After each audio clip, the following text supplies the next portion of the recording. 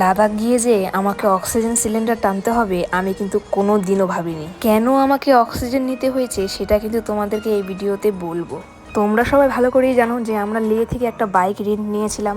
আমরা আমাদের বাইক নিয়ে যেতে পারতাম। আমরা দুজনেই চেয়েছি আমাদের বাইকটাকে একটু রেস্ট দিতে, কারণ এত দূর এনেছে আমাদের। রেন্টে যে বাইকটা নিয়েছিলাম সেই বাইক নিয়ে লে থেকে প্যাংগং চলে এসেছি। আর প্যাংগংয়ে থাকার পর পরের দিনের সকালে আমরা বেরিয়ে পড়েছি চাংলা পাসের উদ্দেশ্যে। আর তারপরেই আমাদের সাথে একটা কাণ্ড ঘটে। আমি জীবনে কোনোদিনও স্নোফল দেখিনি, আর স্নোফল নাকি সবার ভাগ্যে জোটে না। প্যাংগং থেকে লে ফেরার পথে কিন্তু চাংলা পাস পড়ে, তোমরা এটা আশা করি জানো অনেকে। আমি তো স্নোফল দেখে ভীষণ খুশি হয়েছি, কারণ আমি কোনোদিনও দেখিনি। প্যাংগং থেকে যখন আমরা চাংলা পাসের উদ্দেশ্যে রওনা দিই তখন কিন্তু প্রায় ঠান্ডা -10 ডিগ্রি। প্যাংগং থেকে চাংলা পাস যাওয়ার পথেই কিন্তু স্নোফল হয়। আর আমরা একটা দোকান পাই, ফাঁকা জায়গা একদম, তোমরা জানোই। একটা দোকান পাই আর দোকানের মধ্যে সব বাইকাররা সবাই মিলে ঢুকে পড়ি। অনেক বাইকার আছে যাদের কিন্তু ভাগ্যে স্নোফল কোনোদিনও পড়েনি।